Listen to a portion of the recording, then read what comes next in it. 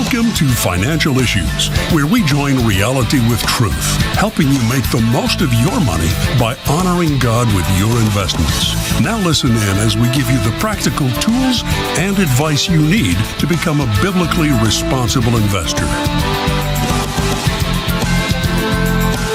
Good morning, everybody. Welcome back to Financial Issues Today. I am Seth Udinsky here with you this morning, as well as Sam Case and the Studio A team. We are live this morning. It is Thursday, February 27th. We got a lot to talk about on financial issues. Thanks for spending your Thursday morning with us, folks. Phone lines are wide open. You're welcome to join us in the conversation today at 610-363-1110. Again, that's 610-363-1110. We've also got a lively chat already started this morning on our website, financialissues.org/live, and of course, the social stream as well. Sam, good to have you this morning, buddy. Great to be here, as always, Seth. Yep, absolutely. We got a fun one planned here. Let's get right to it, brother. So on today's show, folks, we've got estate planning, the third part of our three-part series, our teachable moment here. Also, your calls and questions. We'll get to some of your questions later on that you've teed up over the last couple days. Also, Joel Noble of Samaritan Ministries is going to join me later in the program. There was a recent DOJ probe into United Healthcare that I'm fascinated to get his take on. Of course, we've been seeing United Healthcare in the news a lot recently.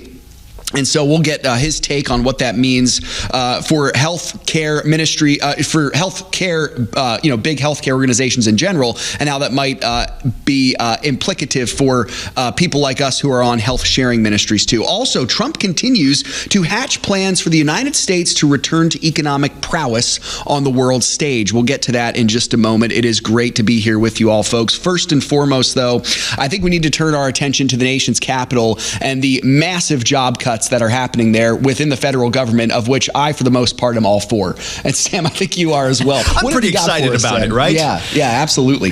What do we got from the Doge hatchet, as it were? The pink slips are a-coming, Seth, and the White House is sending out a memo saying, buckle up, kiddies. It's not going to be too pretty. The hatchet is coming down. The White House Budget Office and Office of Personnel Management is telling federal agencies to prepare for, yes, indeed, mass layoffs. The agencies were told to submit the first phase of reorganization, aka layoffs, cuts, by March 13th, and then phase 2 by mid-April. At the same time, Seth, Doge has also been reportedly making a spreadsheet of all the federal employees and checking them one by one to see whether they're critical or not. This comes as on Saturday, Elon Musk sent out a controversial email, although why it's controversial, I don't really know, asking all federal employees, asking them to list 5 things they've accomplished in the past week. Is it controversial because most people can't think of 5 things? If not, that's a big problem. Yeah, absolutely.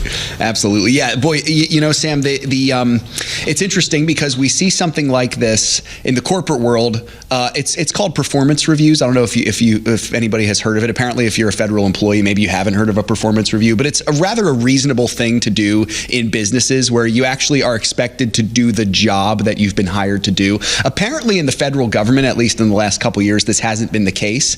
And so what Elon Musk and Doge are doing here is really not that cruel. It's not that unique either.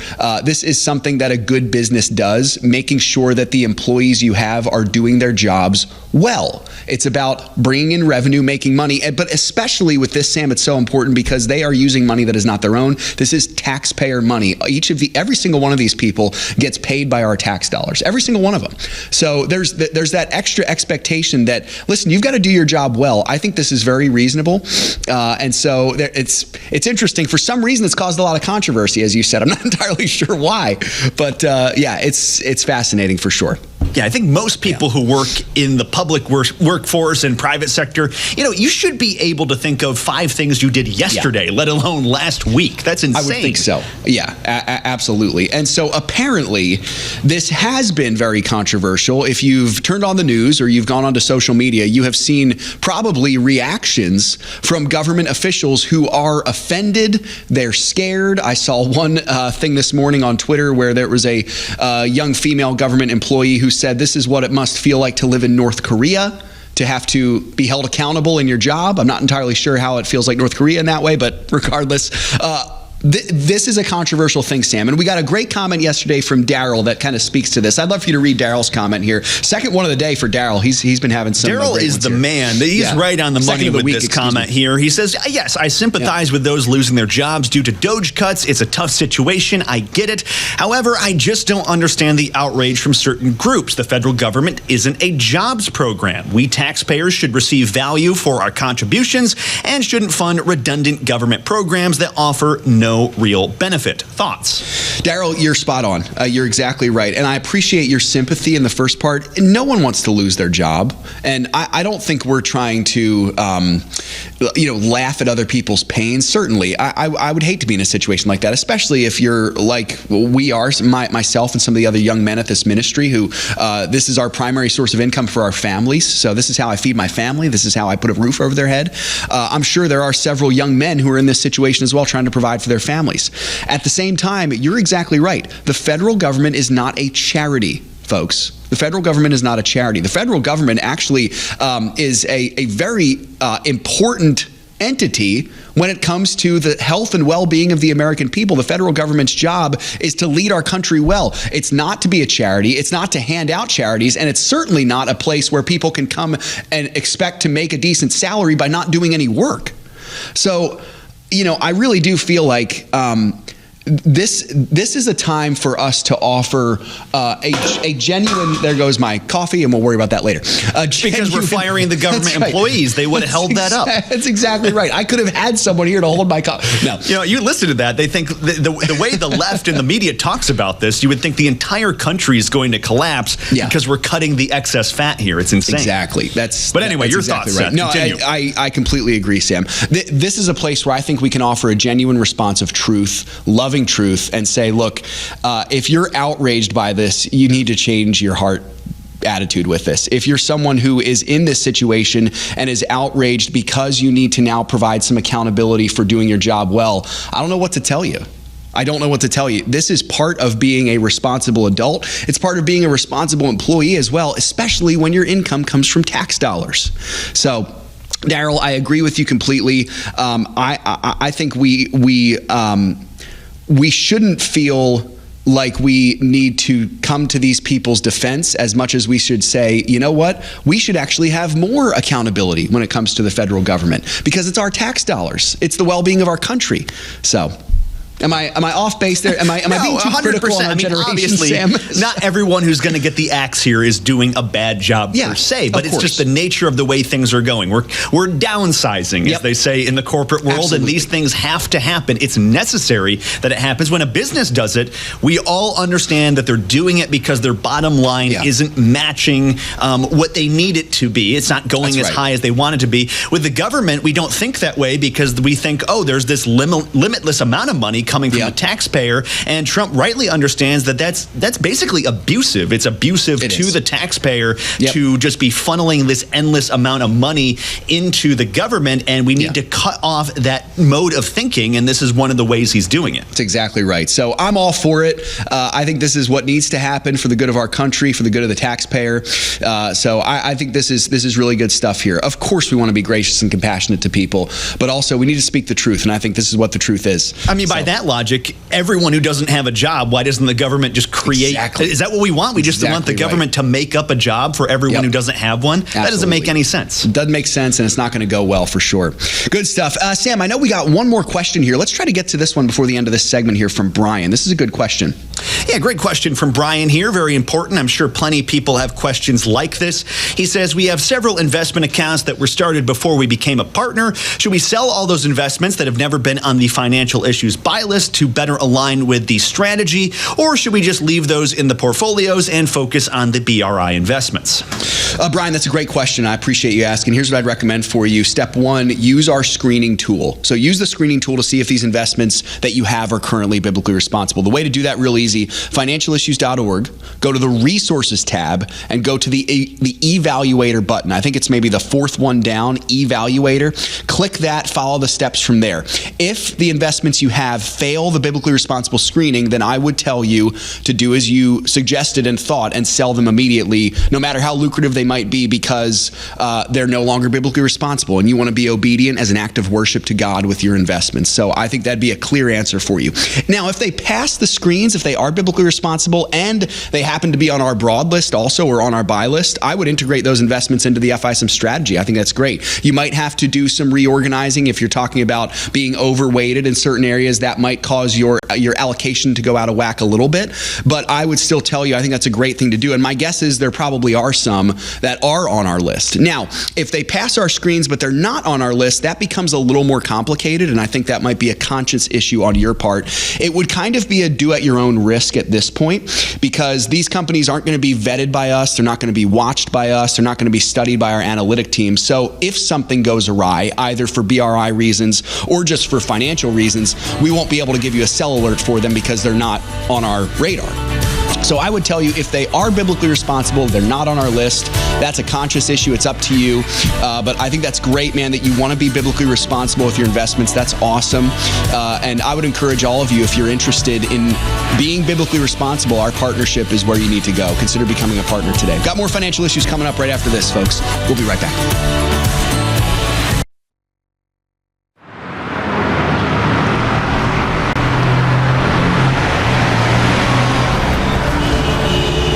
Navigating through investment options can be challenging, especially when you're determined to uphold your God-given values. Every dollar you invest is a vote for the world that you want to live in. Let your values guide your investment decisions and help to shape the culture in which we live. Become a beacon of light and pave the way with biblically responsible investing. Timothy Plan, where faith and finance collide. Before investing, carefully consider the fund's investment objectives, risks, charges, and expenses of the investment company. This and other important information can be found in the fund's prospectus. To obtain a copy, visit timothyplan.com or call 800-846-7526. Read each prospectus carefully before investing. Investing involves risk, including the potential loss of principal. In a time when children are facing unprecedented challenges, the gospel stands as the greatest source of hope. At Crossroads Kids Club, we have the incredible opportunity to bring the message of Jesus into public schools nationwide. Join us in sharing the life-changing hope of the gospel with the next generation. The need is urgent, but God's love is powerful. Together, we can offer Christ's love to children who are longing for it. To join us, visit reachourschools.com. That's reachourschools.com. Hi, this is Sheena Bird, the host of Financial Issues. The Financial Issues family is so blessed to have saved tens of thousands of babies, all thanks to the generous support of you, our listeners and viewers. For $140, you can sponsor 5 ultrasounds. Please go to preborn.org, that's preborn.org, or financialissues.org and click on the Preborn logo. Save a baby, save a life. Securities offered through G.A. Reppel & Company, a registered broker-dealer and investment advisor, member FINRA and SIPC. Opinions expressed by Shanna are hers alone and are for informational purposes only and do not necessarily represent those of G.A. Reppel or the outlet on which you are listening. You should consider how the information applies to your situation prior to personally implementing it and consult any financial professional you work with to make sure it's applicable to your financial plan. Welcome back to Financial Issues, folks. I have great news for you. The coffee that I windmilled in the first segment because I was going crazy with my hands there, it hardly spilled at all, which is pretty incredible. So good. That's a miracle. That. Yeah, that's absolutely. Great. I know everyone in the audience was so right. worried. So we worried have to about know that. what happened. They were almost as worried about that as they were about the feelings of government employees who just got told that they have to come up with 5 things they did last week in an email. So life is stressful, man. Right. What can I say? It happens to all of us. It's a tough world we live in. Absolutely. Good to be here with you all, folks. I see so many of you on the chat. I do want you to join the chat, folks. We really do try to. I know at least, whenever Sam and myself have the opportunity to come on the show, we want to really try to, prioritize these. So if you're on the chat, please do say hello. John from Alabama saying we need the layoffs. Small government's a good thing. I'm with you, man. That's exactly right. I think small government is the way the founding fathers intended. They knew the inherent dangers that government brings with it. It's a necessary evil, and the more power you give it, unfortunately, the harder it is to take that power back. Sometimes it's impossible to take that power back. The story of the 20th century in America is one of, I think, much controversy, because there were some good things that happened, some necessary things that happened. There was also a lot of controversy when it came to giving up power that should have been ours that ended up going to the United States government, and some of that we have not taken back yet. So I agree with you completely. Also, interesting here to think about this, Sam. You had mentioned during that break that there were some so some of the interviews that we've been seeing of federal employees who have been fired, it almost feels like it's purposeful to show certain departments that people might like more, like National Park Service, for instance. I'm pretty sure if an IRS agent gets fired, I can't think of a single soul in this country who wouldn't be excited about that, or at least not really mind. I saw Chuck Schumer was trying to play up that game. He's like, can you imagine Doge might go after the IRS? And I'm like, don't tempt me with a good time, Chuck. That's right. Exactly right. That's crazy. That's exactly right. And folks, please don't hear us saying we're not trying to be unfeeling about this. We understand. It's not about the people. It's about what needs to be done. Exactly. It is what needs to be done. I'm sure there are plenty of delightful IRS agents out there who are genuinely trying to do their jobs well. But simply put, is it a job that really even needs to exist? Should taxpayer dollars go to it? I think that's the question that we're trying to pose to you, the rhetorical question. So, interesting conversation nonetheless. Let's turn now to the markets here, Sam. So, on Wednesday, NVIDIA's Q4 earnings call was looming. And so the major indices rose moderately to start the day. By midday, the S&P 500 was on track for its first winning day in a week. Most investors were confident that NVIDIA would hit on its earnings call, and that brought the NASDAQ up as well. By late afternoon, the markets turned course headed southward for yet another negative day, with the potential of Trump's tariffs looking like they will take effect on Mexico and Canada. That deadline is quickly approaching. I think it's the end of this week, if I'm not mistaken, because this week is I think you're right about that, Seth. Yeah. So by Wednesday's closing bell, the Dow Jones ended up finishing negative. It was down about 0.4%. The S&P 500 was basically at the flat line. It technically finished positive, which means it broke its 4-day skid, and the NASDAQ up about 0.25 percentage point. Now, the pre-markets this morning were feeling great because, as we'll mention in just a moment, NVIDIA reported another earnings win. With the exception of the Dow Jones, that Trump's camp that he will move forward with those Mexico and Canada tariffs. Folks, this is as expected if Mexico and Canada don't come to the table and are willing to play Trump's game, basically. I also saw Trump is now setting his sights on the EU as well, saying that they've been really rolling us over. I think 25% tariffs is also on the table for them also. Yeah, absolutely. So we'll see how all this plays out for sure as the day goes. But I did want to mention that NVIDIA did report earnings yesterday. If there's one company that is probably the most important to keep an eye on for earnings season, it has been NVIDIA, at least over the last year and a half. And this earnings call was no different. Despite the fact that expectations for this AI chip darling continue to be almost unreachable, NVIDIA finds a way to beat them as the stock's run of dominance just continues. So they saw a 78% increase, 78% in sales from a year earlier, 93% jump in data center revenue. So a massive success for NVIDIA when it comes to this. For the full fiscal year, revenue rose 114% to $130.5 billion. So company stock been down since it took a DeepSeek fueled hit late in January. Took an immediate turn after that. All right, folks, let's go to our teachable moment for today. Part 3 of our estate planning basics here. Shannon Burt giving you some great information, not only on estate planning, but on Social Security as well. Here's our host, Shannon Burt, with a conversation we had some time ago. With the uncertainty of kind of the future sustainability of Social Security, how much should we depend on it for our future retirement? Well, of course, we should depend on the Lord for everything. And, you know, there's those two extremes. There's the people that say, you know, I'm going to plan out my future every, down to the penny, every future expense that I'm going to have. Good luck with that, by the way. And then there's the other extreme that says, you know, well, Jesus is coming back, so I'm not going to worry about anything. And I think both of those extremes are probably need some adjustments to their thinking, because especially when Jesus went back to heaven, his disciples were asking a lot of questions about when he was coming back and all of that. And, one of the things that Jesus just told them was to stay sober and vigilant, so that you're not deceived, and to be about your Father's business. So he said, do business until I come back. So, but really focusing back on Social Security was never meant to be a primary income for seniors. So, unfortunately, it is for a lot of seniors. You hear people talk all the time about being on a fixed income, and typically when somebody says that, that just means that they're don't have a company pension, they don't have other assets that they can draw from, that they're fully reliant on what the government is sending them every month from Social Security. And, they should get that because they paid into it. But the fact is that Social Security was never originally supposed to pay for very long, if at all.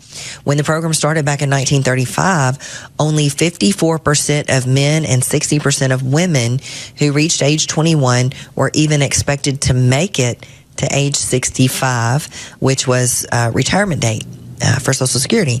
And those that did were only expected to receive benefits for between 12 to 15 years. So today, many more people are reaching age 65, between 72 and 84%, depending on your gender. And those that make it to 65 receive benefits for 15 to 20 years. So there is a whole lot of stress on the Social Security system, not to mention, Congress writing themselves IOUs and dipping into the trust funds and things like that. So, I think it would be foolish to rely very heavily on Social Security as your sole source of income in retirement. Yeah. And, Shannon, it kind of brings to mind, we speak pretty negatively, I think rightly so, on this show about depending on big government to help bail people out, whether it's student loans or giving people free stuff or letting people come into the country and not be documented and then giving them free stuff. And I think this is one of those things, too, that it'd be far better for us to rely on our own hard work over years and years to be able to provide for that. Right. Yeah, I definitely think we need to have some resources set back. Yeah, for sure.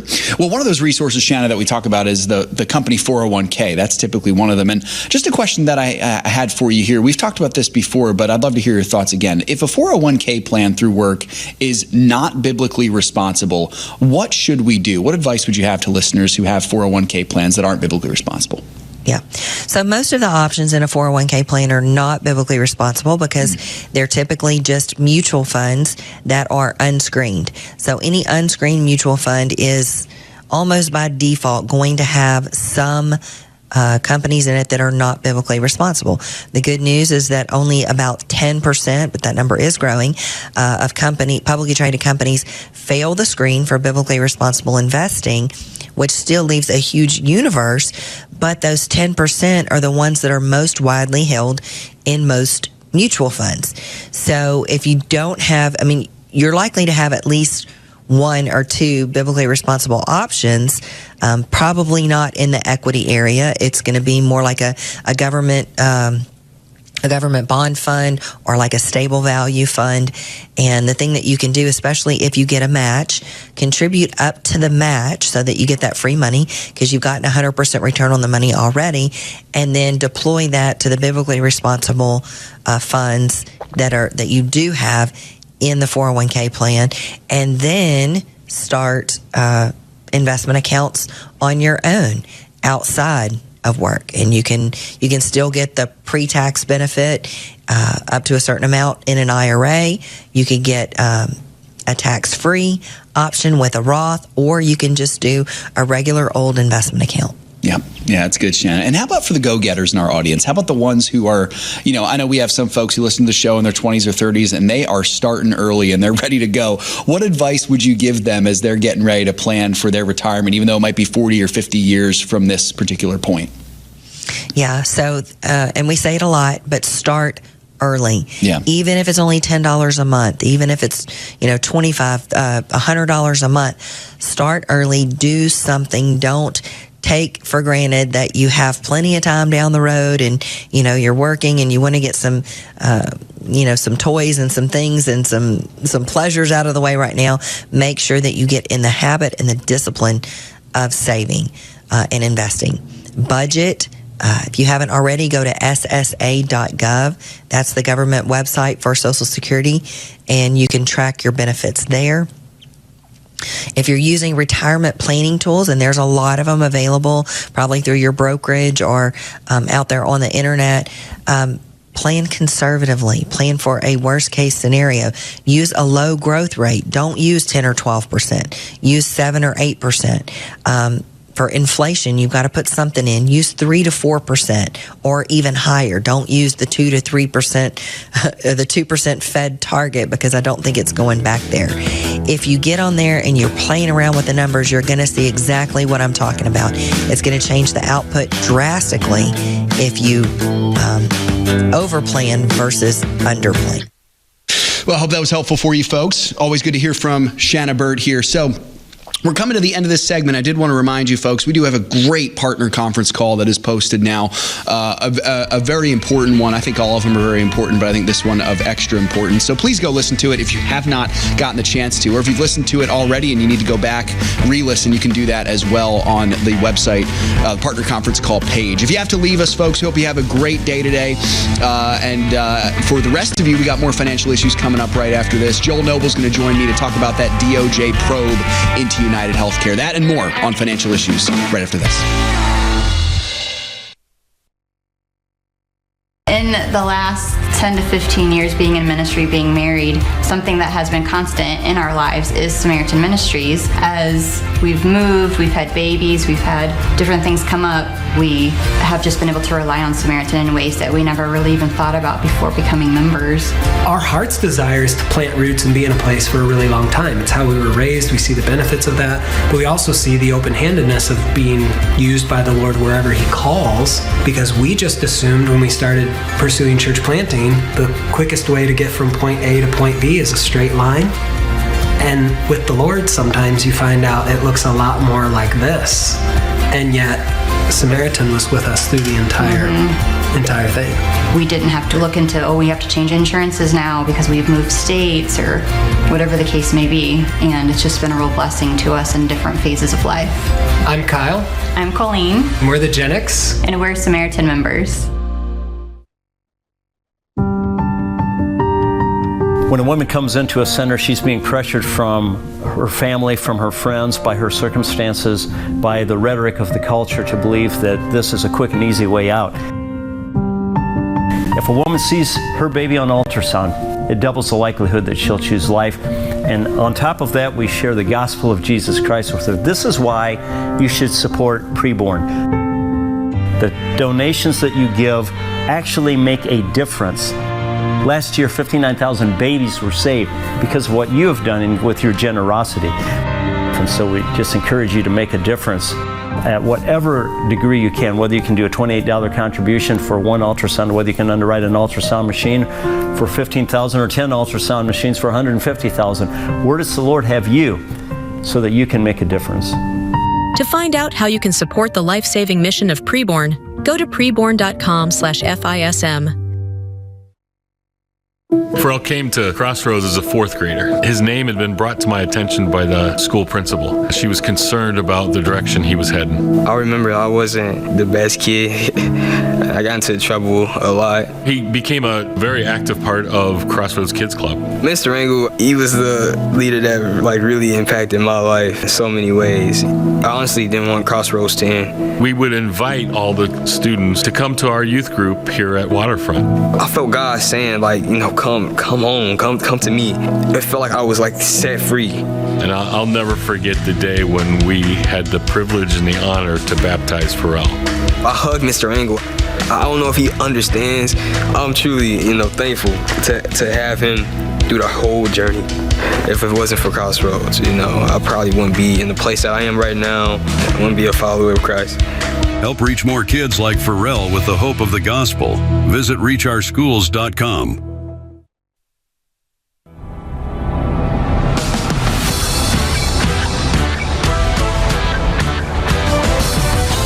Welcome back, folks. Financial Issues. It's great to be here with you all today. We're working on getting Joel on right now, so we'll have him on in just a moment here. But let's do some other things first while we're waiting for Joel. First of all, the markets just opened up, so let's take a look at what they're doing right now. With the tariff news, with NVIDIA's report yesterday, markets digesting it all and everything opening in positive territory to start. The Dow Jones is up 0.5%. The S&P 500 is up almost 0.5%, and the NASDAQ is up over 0.75%.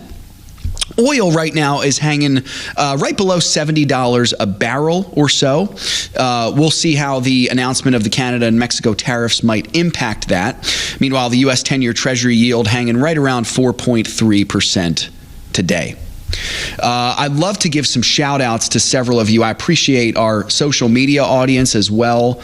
We've got over on Facebook. Let me get to Facebook here if I can. Actually, we'll start on Rumble. Sherry saying good morning on Rumble. Hi, Sherry. Thank you for watching on Rumble. It's good to see you. I know we have several folks on Facebook who watch pretty consistently. Leith is one of them. Leith, it's great to see you, brother. Thank you for always saying hello to us. Mark, the same thing. Good to see you, brother. And Alejandro as well. I know our faithful listeners on Facebook appreciate you guys. No one commented yet on YouTube, which is okay. And we have not gotten cut from YouTube, despite having Twyla on now, trying to skirt past the YouTube overlords. We're It's just a fun that job. sneaky, It's pretty Seth. fun. We're so stealthy with those things. We are pretty stealthy. So that's just how it goes, folks. You know, we just try to sneak by the YouTube overlords, and we have a great time doing it. And that's basically how it goes with this show here. So, Sam, let's talk about this for just a moment here to kind of tee up this Joel Noble interview, if we were able to get Joel on. So this probe into United Healthcare, I find it somewhat interesting. The DOJ launched this probe recently.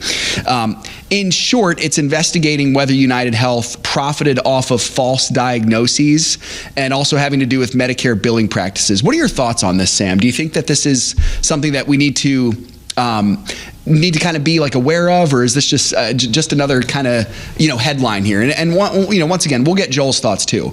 Well, I'd love to give my thoughts, but why don't you hear from the man himself? Because Excellent. I do believe Joel is here right now. Wonderful. Well, Joel, good morning, brother. It's great to have you on. Thank you for joining us today on Financial Issues. Well, I appreciate you having me. Absolutely. So let's get right to it here, Joel. What do you make? I don't know if you heard me and Sam talking right there about this DOJ probe into United Healthcare. It can lead to many questions about Medicare, about Social Security, as well as kind of, I think, the contrast between these kind of big name, big pharma health organizations and the personal touch of a health sharing ministry like Samaritan Ministries. What do you make of all this, Joel, as the public policy director of Samaritan Ministries? Yeah, absolutely. So, obviously I don't, know their innocence or guilt, but based on what they're being accused of, a lot of it just goes towards the nature of insurance being impersonal. Yeah. The fact that if it is true that they could, bill for something that didn't actually happen or diagnose something that would, bring them higher income, is because the patient is largely disconnected from any kind of billing or even decision making. It's one of the few things, that we do as consumers where we really are not connected as the end user. And so it's, insurance and the doctor or the employer and the doctor. And that's the real beauty of Samaritan Healthcare Sharing. Our members are in complete control of their healthcare dollars. So when I go to the doctor, it's me and the doctor making the decision. It's not Samaritan Ministries making the decision with the doctor. It's not my employer or anybody else. It's me and the doctor. And that's one of the things I've loved over the last 24 years of being a member is I'm in complete control of my healthcare dollars. Yeah, and Joel, that's fantastic. I do want to empower our listeners with what you just said there, because my guess is a lot of them, like I was a couple years ago, were almost a little bit afraid of taking control of those dollars. Many of us worked in jobs where we had, kind of one of the big healthcare industries, and we just trusted in the insurance company to take care of all that stuff. Folks, you can do it. You actually have the capability to to be able to have these conversations with your doctor without the third party of that insurance company in it. And Joel, I agree with you completely. That personal touch there really does make it very, very special. Now, sometimes you have to kind of be tactful with how you explain it to the provider themselves. I had a recent experience with my son had a recent surgery, and so we had to kind of explain to the people at the hospital there, hey, we are cash pay patients. Usually that will satisfy them, but we're cash pay patients, so don't worry about the insurance stuff. It's just me and you dealing with this. One of the things I love about Samaritan, I agree with you completely. Absolutely. Yeah, absolutely. Yeah. Well, Joel, let's move kind of in somewhat of a different direction, but I think it's similar to this. So earlier this week, President Trump signed an executive order to begin the process of hopefully enforcing his first-term era price transparency medical bill mandate. Now, this was a mandate from 2019. My understanding of this is this didn't get the legs under it to be able to become a law. What do we make of this? What can you tell us about this mandate? Yeah, so it is going to provide, much better transparency for, everybody. The prices being posted, and it happened in his first term, and then, to his credit, Biden actually expanded on it, but it was never really enforced. And there was not a lot of teeth behind it. And I know locally here in Central Illinois, when I looked up our major hospital, I found out that it would take them about 16 minutes of revenue to pay the fines if they didn't comply. So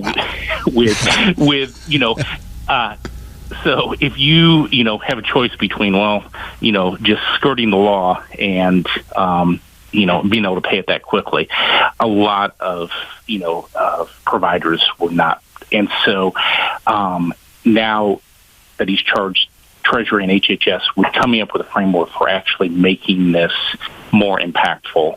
And I've seen a lot of states that are actually taking it upon themselves. And this hopefully will embolden a lot of states to pass their own transparency laws. Texas has been at the forefront of it. Pennsylvania passed something recently, Ohio, and there's a bill sitting in Wyoming also that will do much of the same thing that this executive order does, but have a lot more teeth behind it. So hopefully we get some good transparency. And this is key for our members, like you said, being cash pay. It sure is, yeah. Knowing what the price is ahead of time and, getting those prices ahead of time and getting those estimates, which is huge to know even before you go into a procedure, what the estimate is on that cost. And, Joel, I would even love your expertise on this. I'm sure our listeners would as well. How could we as Samaritan members prepare to utilize the benefits of such a mandate, assuming that it comes to pass, and we hope it does? How can we best prepare to take advantage of this in the fullest sense? Yeah. So I would say definitely be asking for the estimates. They're required to provide that. Yeah. And get that so you know ahead of time. Sometimes in emergency situations, you obviously can't, if you're in an emergency situation. But then I would say do some research. We have a great tool called Healthcare Blue Book, which utilizes this transparency. They're able to see what prices should be, and that's a tool that we provide all our members, and it's much like if you're familiar with Kelley Blue Book for automobiles, tells you the worth. This in the same way tells you what a fair price is for medical services, so that you can actually be equipped to go back then in those emergency situations and say, this is a fair price. This is actually, what you're charging insurance. And, they're probably not going to get the same type of price that, an insurance is, who's, has a contract, with the provider. But they can at least not be paying what's called charge master, which is, kind of like the sticker price that no one actually should pay. And they can get, a fair price. And so just, a little bit of research, a little bit of legwork. And then under this, executive order, there's tools that you can actually file complaints if it gets to that point. And, if they're not complying. And hopefully you don't have to get all that far to, actually file a complaint. But there is that avenue also if they're not complying. Awesome. And Joel, tell our listeners quickly here. So you mentioned the Healthcare Blue Book. What's the best way for our members to find that? Is it on your guys' website? How can they find it? Yeah. So our members have access to their membership dashboard, and that's where they, know the person they're sending to that month, and they can submit needs through that dashboard. So it's got a lot of tools. It's on there also, and even for non-members, there's the Healthcare Blue Book. It's not like the pro one; it's not the paid version, but it still has great resources. So even if you're not a member, you can utilize Healthcare Blue Book to some extent. But for our members, they have a paid account in there that's part of their membership, and so they find that on their dashboard. Awesome. Well, Joel, let me just tell you this from a personal perspective, brother. I've been on that dashboard a lot lately. We're in the midst now of beginning to receive our shares from my son's surgery back in December. And boy, what a great feeling it is to know that there are not only Christians who are, helping us pay for this, carrying each other's medical bills, but receiving those notes of prayer and encouragement. It's just amazing to see people who I've never met and probably won't meet on this side of glory, praying for my son by name and encouraging us by name. That's what Samaritan Ministries offers. Joel, we appreciate you so much, brother, in the work that you do. I look forward to the next time we have you on the program. And folks, if you're interested in getting off of the big healthcare system, you got to join Samaritan Ministries. Check them out at SamaritanMinistries.org today. We'll be right back after this break, folks. Stick with us.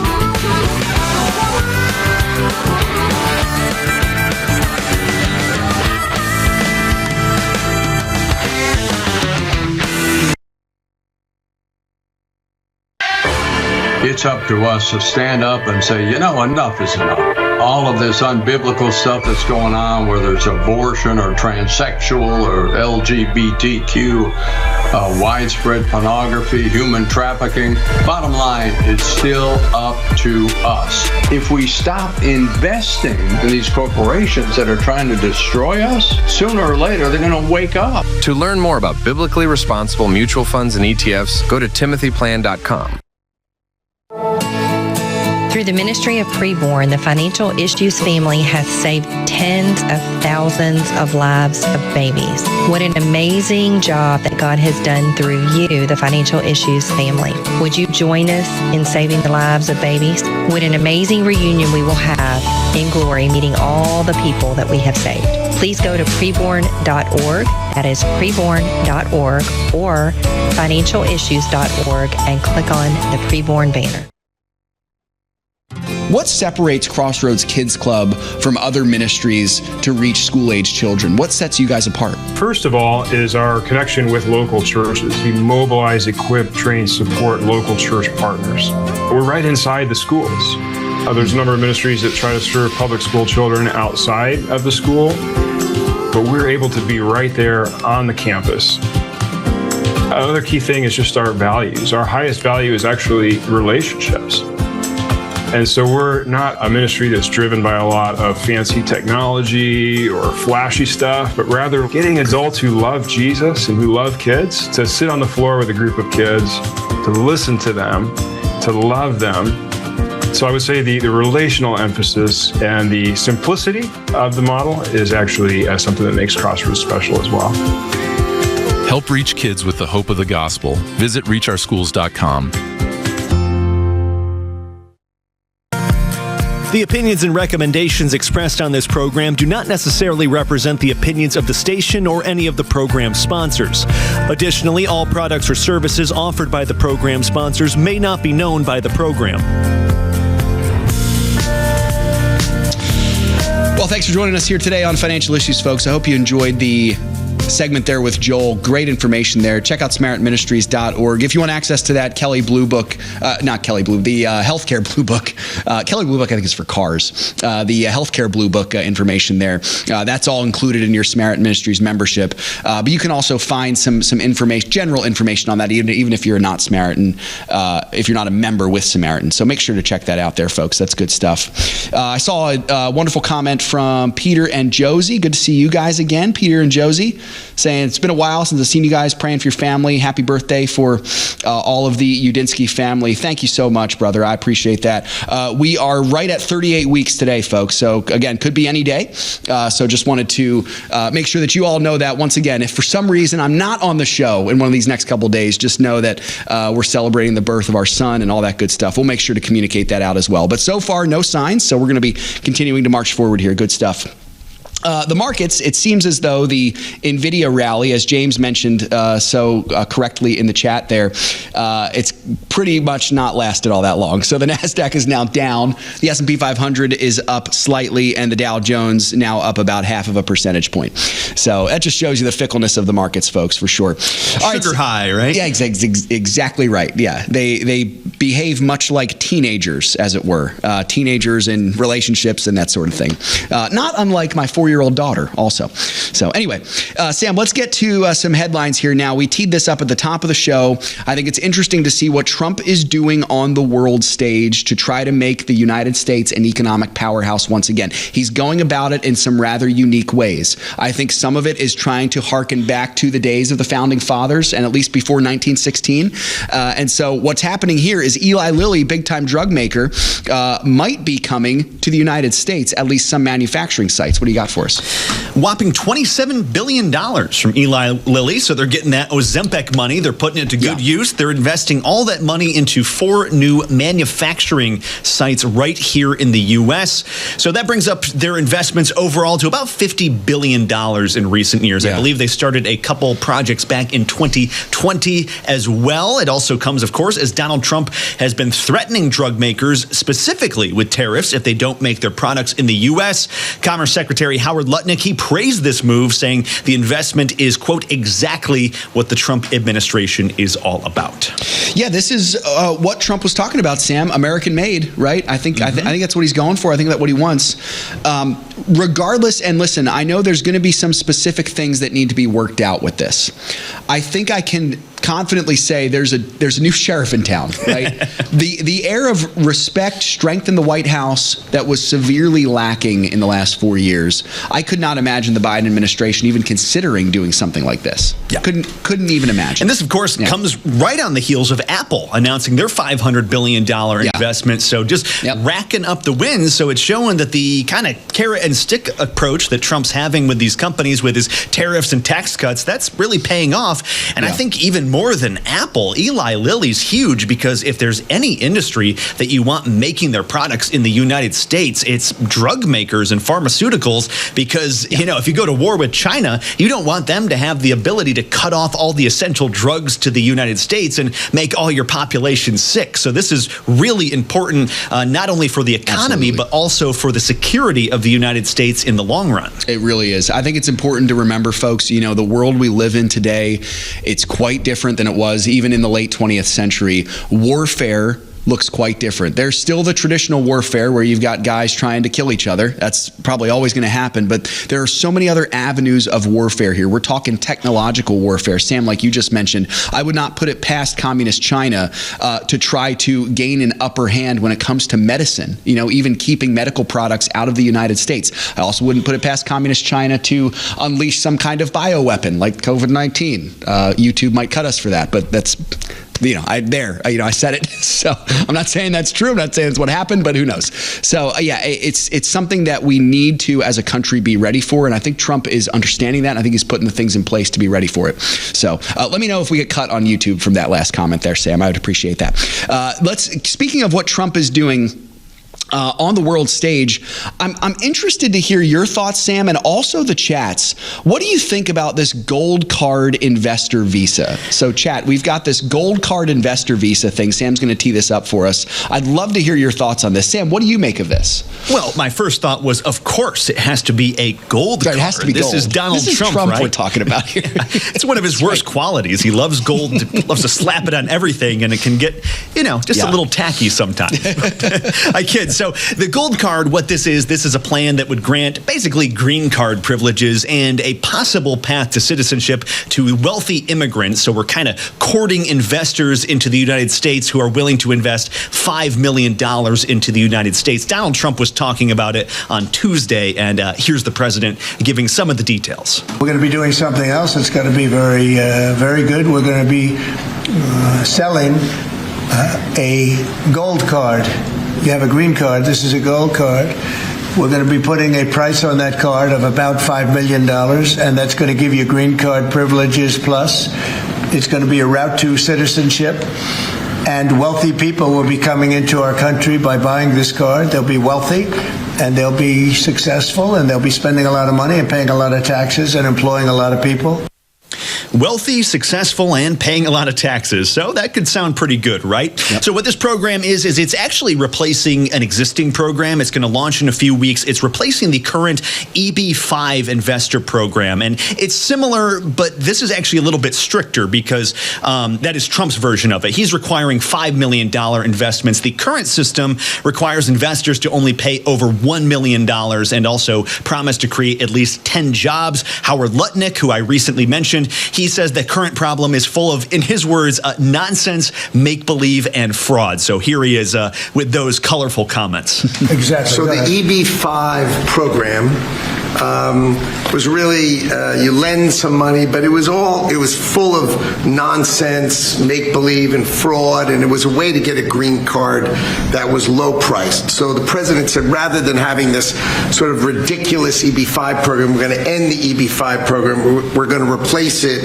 with the Trump Gold Card, which is really a green card gold. So they'll be able to pay $5 million to the U.S. government. They'll have to go through vetting, of course. We're going to make sure they're wonderful, world-class global citizens.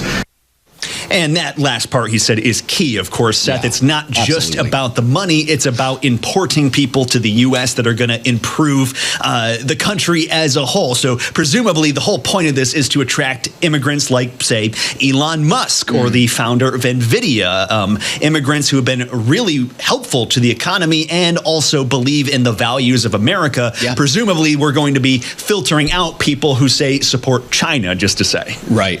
I think, Sam, that's the real key to this, and to just share my thoughts on it. I think that this could be a great thing to do if the vetting process is good. You know, this is kind of seems like it's the inverse of what the Trump administration is trying to do in getting rid of the bad apples. You know, the exporting process under Tom Homan, and clearing the country of the millions of dangerous criminals that have come over the border, at least hundreds of thousands of them, in the influx of millions of immigrants that have come in the last 4 years. This might be the inverse of that, is inviting people who know how to do business, but also are upstanding people. I think that's going to be the real key to this success, is if you can have a vetting process that works. I would hate to welcome in someone who looks great on the surface, but you find out is a terrorist or something like that. You know, ultimately sell out your country, right? Exactly. Exactly. Those are your 30 pieces of silver to get in, and then you 100%. Stab us in the back. Yep. Yeah, that's exactly right. So as promised, we got a couple responses on the chat here. James wants a platinum card. James, we talked about that before the show. We were like, platinum is so much better than gold. It's prettier than gold. Yeah, it's prettier. It's worth more. So come on, platinum cards. Absolutely. Maybe that's the $10 million investment. Yep.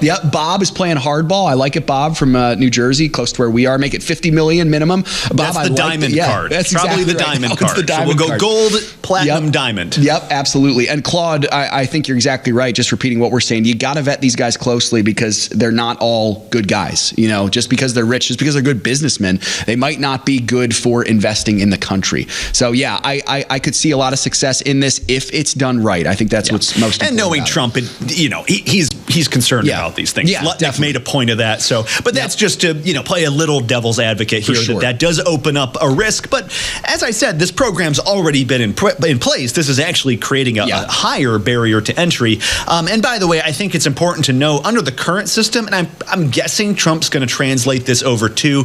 The cap is, I think it's 10,000 people a year. So it's not like you're just going to be importing hundreds of thousands, millions of people from around the world. There is a limit to how many people per year can participate in this. So that's hopefully also going to help facilitate the vetting process. Definitely. So, Sam, this is one more thing that we can keep an eye on as this goes forward here in the Trump administration for sure. Sam, I appreciate that so much, brother. Hey, folks, let me encourage you as we close the show here, as we're considering our duty to be biblically responsible in our investor dollars by defunding darkness and funding the light. Ephesians 5:11 says, "Take no part in the unfruitful works of darkness, but instead expose them." We believe that you're actually doing that, folks. By doing BRI investing, biblically responsible investing, you are partaking in exposing what is spiritually dark in this world, specifically in your investment portfolio. And it is making an impact, folks. We're seeing that impact being made, especially in this past year. And I believe it's going to continue based on, of course, that trajectory, but also on the faithfulness of people like us, people like you all who are trying to do this well. Living in the light, folks, it's far better than living in the darkness, far better. Let's walk and live in the light in all things, not just with our money, but in all things, and enjoy fellowship with Christ in that. Hope that encouraged you today, folks. It was great to be here with you. I hope you'll join us tomorrow morning for Bible study. I failed to mention that. We'll be in Daniel chapter 3, verses 1 through 7. I'm looking forward to the beginning of the story of the golden statue. That'll begin tomorrow. Remember, folks, all you have belongs to the Lord. Let's be good and faithful stewards with all of it. God bless you all, and Lord willing, we'll see you tomorrow. If we ever forget that we're one nation under God, then we will be a nation gone under. Thank you for joining us. This has been an FISM production.